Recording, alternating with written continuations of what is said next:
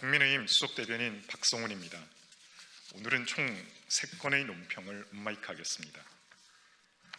야당은 30차례 소환, 20차례 압수수색, 여당은 없습니다. 특검을 거부하는 자가 범인입니다. 민중기 특검의 통일교 수사는 정치 편향 수사의 교본이 되었습니다. 수사의 칼날은 오직 야당을 위해서만 휘둘러졌고 이재명 정부와 민주당을 보호하는 방패로 기능했습니다. 언론 보도에 따르면 특검은 전 정부와 국민의힘 인사 최소 18명을 30차례 이상 조사하고 20차례 이상 압수수색을 진행하면서도 민주당 전 현직 의원과 장관급 인사들의 통일교 금품 수수 및 유착 의혹에 대해서는 단 한 명도 소환 조사하지 않았고 단 한 곳도 압수수색하지 않았다고 합니다. 전형적인 정치 편향적 선별 수사이자 야당 말살 표적 수사입니다. 특검은 민주당 인사 관련 진술을 확보하고서도 정식 조서조차 작성하지 않았습니다. 수사팀 내부에서조차 수사 필요성이 제기됐지만 특검 지휘부는 아무런 판단도 아무런 지시도 내리지 않았습니다. 결국 민중기 특검은 살아있는 권력을 지키기 위해 4개월 동안 손을 놓고 있다가 직무유기 수사 대상이 되는 초유의 상황을 자초했습니다. 이것이 민주당이 말해온 정의로운 특검의 실체입니다. 사건은 결국 경찰로 이첩돼 전담수사팀 구성과 출국금지 조치 등 수사가 진행되고 있습니다. 직을 내려놓고 허위사실에 근거한 의혹을 밝히겠다며 금품 수수 의혹을 부인했던 전재수 전 해양수산부 장관을 비롯하여 3명을 피의자로 입건하고 출국 금지시켰습니다. 그러나 지금의 경찰 수사만으로 이 사건의 실체가 끝까지 밝혀질 수 있느냐에 대해서 여전히 국민적 의문이 큽니다. 수십 명의 검사가 투입된 특검조차 서슬퍼런 이재명 정권의 권력 앞에서 멈춰선 사건입니다. 그런 사건을 23명 규모의 경찰 전담팀이 정권의 눈치를 보지 않고 끝까지 파헤칠 수 있다고 믿는 국민은 단 한 명도 없을 것입니다. 이재명 대통령의 노골적인 종교단체 해산, 발언, 협박 이후 윤영호 전 통일교 세계본부장이 기존 진술에서 한 발 물러선 모습만 보더라도 이미 이재명 정권의 보이지 않는 손은 움직이고 있습니다. 대통령까지 나선 서슬퍼런 정권의 겁박 앞에 통일교 게이트가 이대로 덮여버리는 것은 아닌지 국민들은 우려스럽기만 합니다. 그럼에도 민주당은 통일교 특검 요구는 물타기 정치 공세라며 거부하면서 자신들에게 유리한 내란 특검, 2차 특검은 끝없이 밀어붙이고 있습니다. 특검도 내로남불이고 정의도 선택적입니다. 현 정부 장관급 인사, 여당 전 현직 의원, 대통령 측근의 이름까지 거론되는 상황에서 지금의 검경과 이미 편파성이 드러난 민중기 특검으로는 국민적 신뢰를 얻을 수 없습니다. 민주당과 이재명 대통령에게 분명히 요구합니다. 과거 민주당이 외쳤던 말 그대로 특검을 거부하는 자가 범인이라는 원칙을 이제 스스로에게 적용하십시오. 지금 필요한 것은 여당 입맛에 맞춘 특검이 아니라 야당이 추천하는 중립적이고 독립적인 특검입니다. 민주당과 이재명 대통령은 더 이상 수사를 가로막지 말고 야당 추천 특검 도입을 즉각 수용할 것을 강력히 촉구합니다.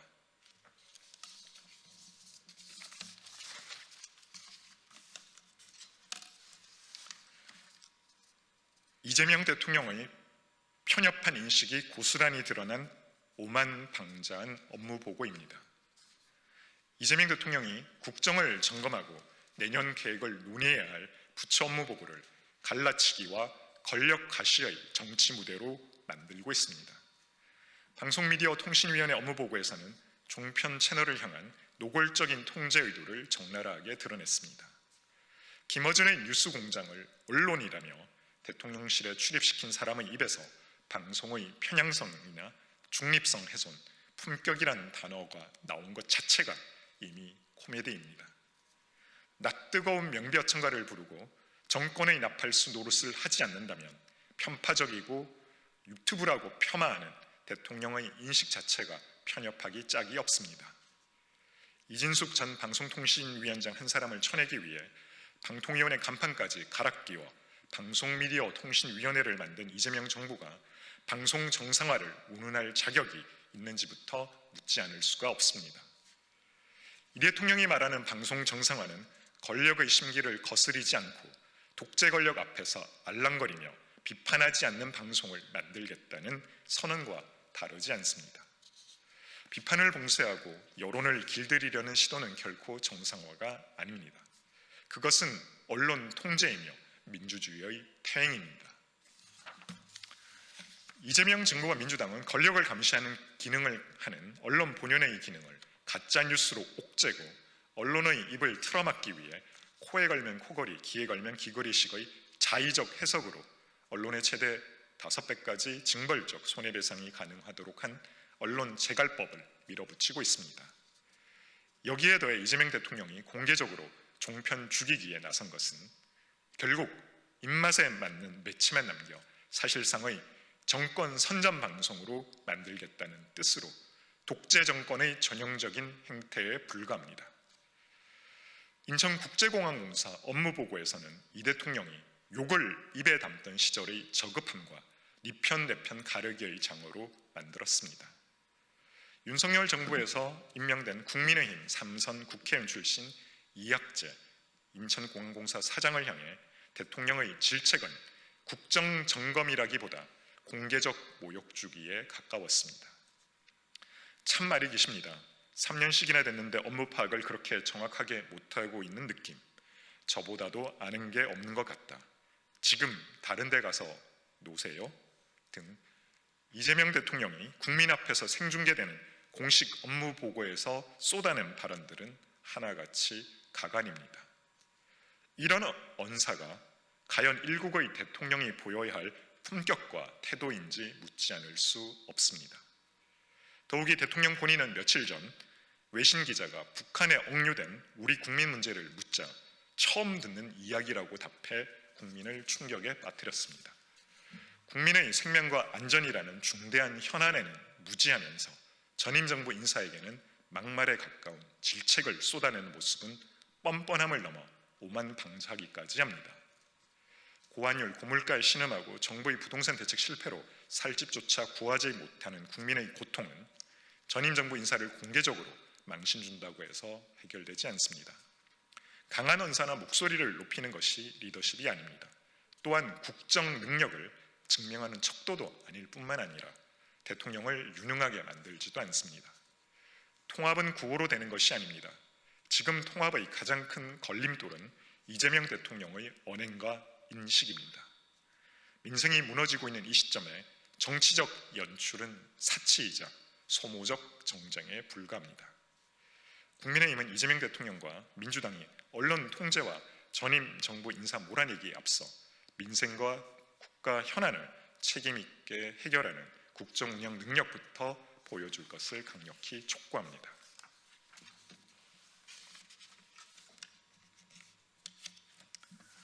한반도 평화 공존 프로세서의 가장 큰 걸림돌은 대북정책 엇박자입니다. 한미 양국이 대북정책 조율을 위한 고위급 협의체 출범을 추진하고 있다는 소식이 전해졌습니다.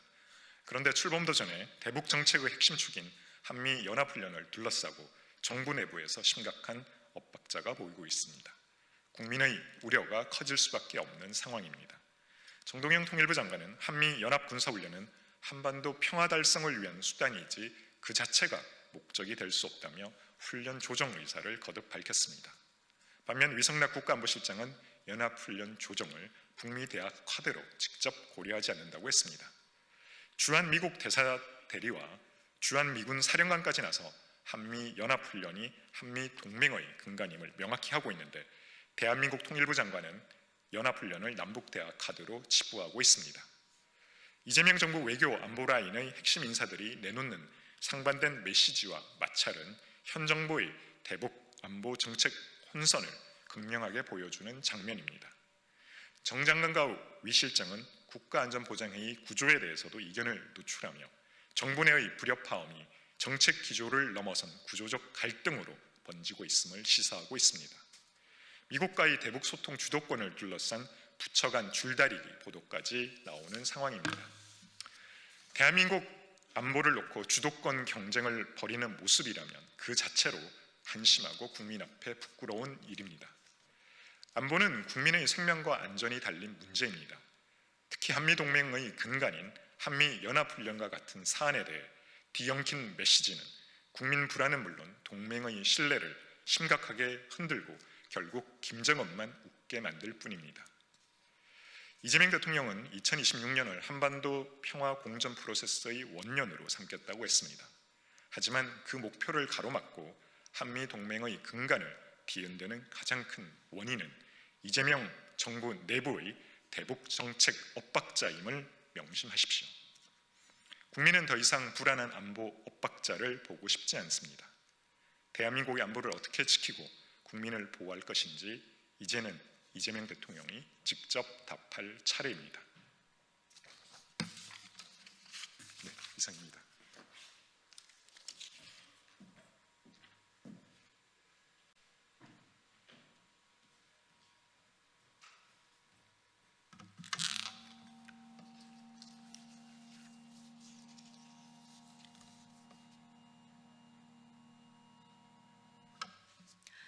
예, 안녕하세요. 더불어민주당 원내대변인 백승아입니다. 오늘 논평 3건 브리핑하겠습니다. 첫 번째 논평입니다. 통일교 의혹, 진실은 수사로 밝혀져야 합니다. 국민의힘은 물타기이자 국정방해용 정치 공세를 중단하십시오. 통일교 의혹에 대해 이재명 대통령은 여야와 지위 고하를 가리지 않고 엄정하게 수사하라고 지시하셨습니다. 이에 따라 경찰은 특별수사팀을 구성해 구치소 면담, 출국 금지 등 강제 수사를 포함한 절차에 착수하며 사건의 실체를 추적하고 있습니다. 특히 윤영호 전 통일교 세계본부장의 법정 증언은 통일교와 정치권 사이에 부적절한 접촉 여부, 금품 전달 경위, 수사 과정에서의 진술 형성 과정 등 추가로 밝혀져야 할 쟁점이 여전히 많다는 점을 드러냈습니다. 이 사안의 판단은 오직 수사와 재판을 통해 이루어져야 하며 정치권이 앞서 결론을 내릴 일이 아닙니다. 그럼에도 국민의힘은 수사 결과가 나오기도 전에 특검을 주장하며 정치 쟁점화에 몰두하고 있습니다.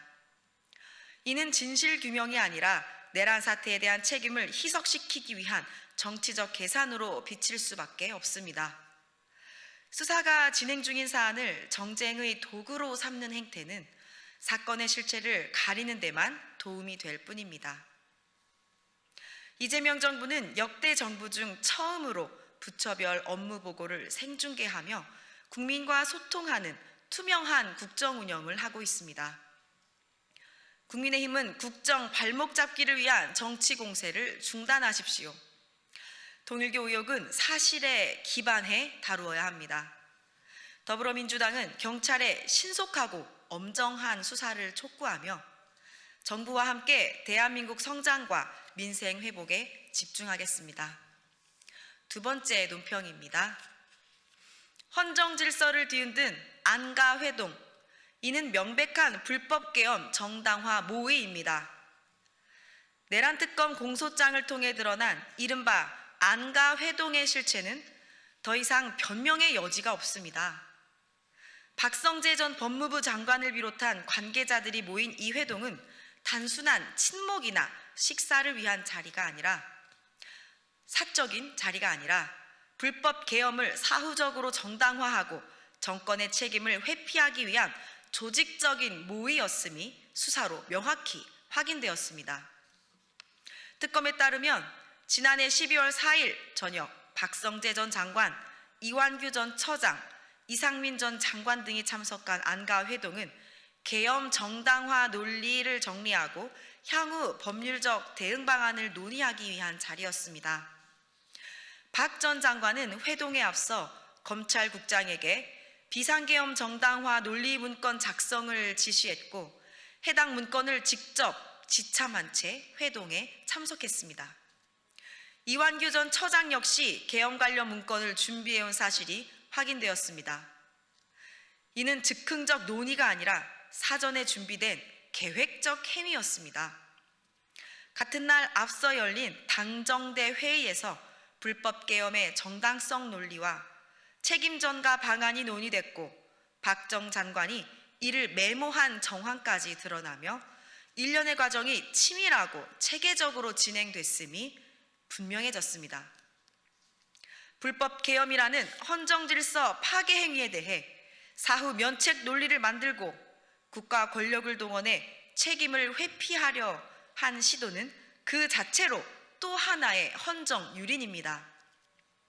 안가라는 비공식 공간에서 문건까지 준비해 이루어진 이 회동은 의논이 아니라 모의에 가깝습니다. 국민의힘은 이제라도 이 안가 회동의 실체를 외면하지 말아야 합니다.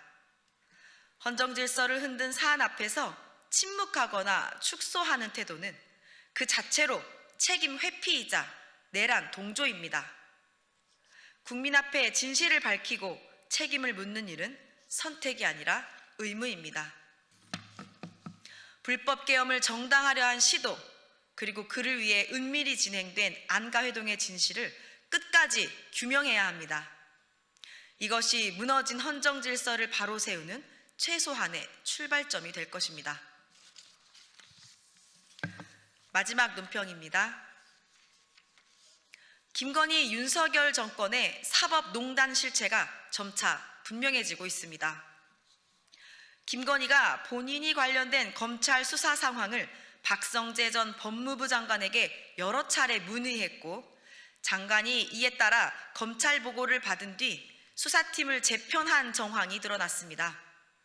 이는 김건희가 수사 과정에 개입하고 수사를 지휘한 것으로 명백한 사법농단 사건입니다.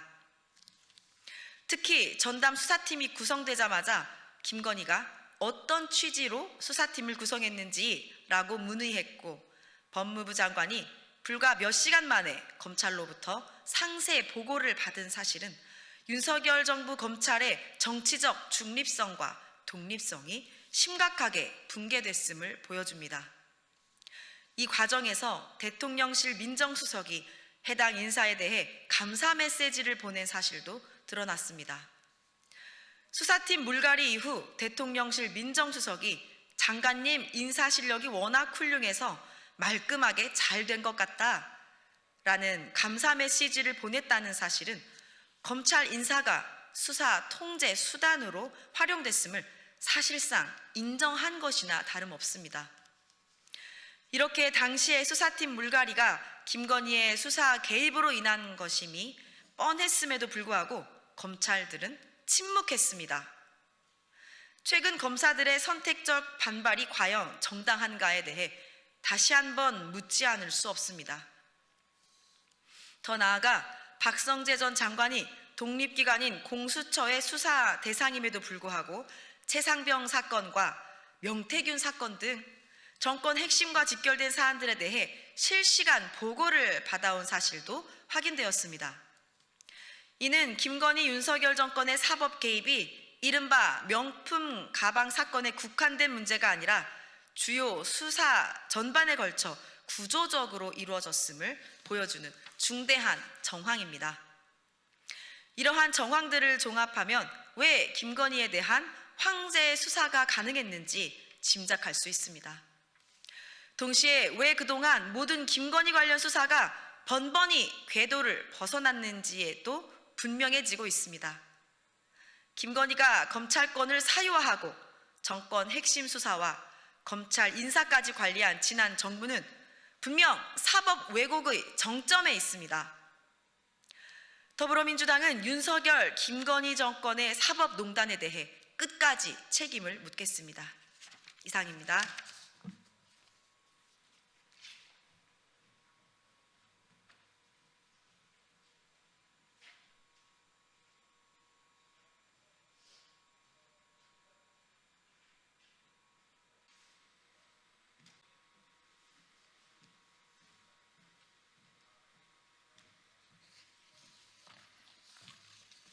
네, 시작해도 될까요? 예, 안녕하십니까. 국민의힘 원내수석 대변인 최은석입니다. 먼저 민중기 특검에 대한 특검 관련된 내용 말씀드리겠습니다. 민중기 특검이 결국 직무유기 혐의로 경찰 수사를 받는 처지에 놓였습니다. 민중기 특검은 지난 8월 이재명 정권 인사들과 통일교 간의 부정당 거래 단서를 포착하고도 이를 의도적으로 4개월간 은폐했습니다. 특검이 범죄 혐의를 인지하고도 덮었다면 이는 해석의 여지 없는 명백한 직무유기입니다. 민중기 특검은 수사 개시 이후 야권 인사들을 대상으로 최소 18명 30차례 이상의 소환 조사와 20번의 압수수색을 몰아쳤습니다. 말 그대로 먼지까지 탈탈 털어낸 수사였습니다.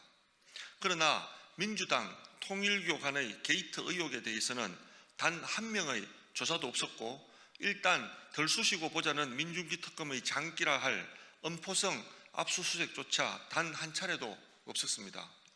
이 정도면 편파 수사라는 표현조차 부족합니다. 이재명 정부의 하청 특검이라는 평가가 정확합니다. 민중기 특검은 시종일관 엉망진창이었습니다.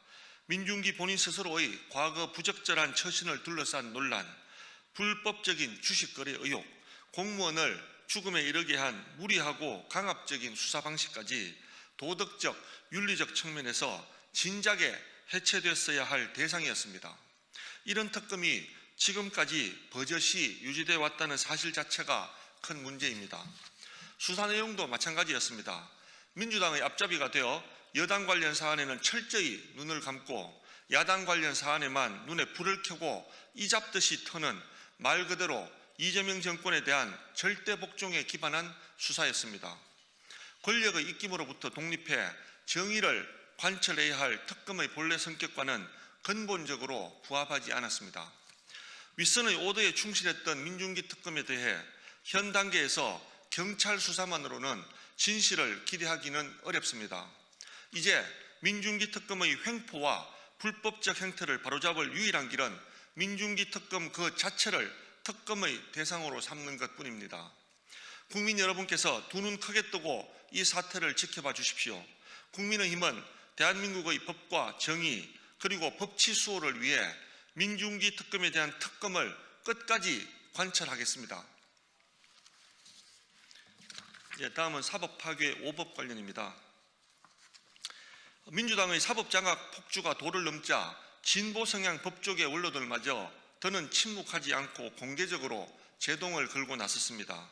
지난 11일 열린 사법제도 개편 공청회에서 나온 목소리는 결코 가볍지 않습니다. 발언자 대부분은 민주당 정권 시절 대법관, 헌법재판관 등 고위직을 지낸 인사들입니다. 민주당이 흔히 말하는 적폐 세력도 보수 기득권도 아닙니다. 바로 자기 편 내부에서 터져나온 경고입니다. 문영배 전 헌법소장 대행은 분노는 사법개혁의 출발점이 될 수는 있어도 그 자체가 내용이 될 수는 없다고 선을 그었습니다. 박은정 전 국민권익위원장 역시 지금 벌어지고 있는 일이 사법개혁인지 아니면 사법부를 향한 일방적 압박인지 혼란스럽다고 했습니다. 그리고 이 모든 논란의 정점에서 대통령 직속 국민통합위원회 이석연 위원장은 민주당의 법 왜곡죄 추진을 향해 한마디로 정리했습니다. 문명국가의 수치다. 이미 전국 법관 대표 회의조차 민주당의 강행 법안에 대해 공개적으로 제동을 걸었습니다.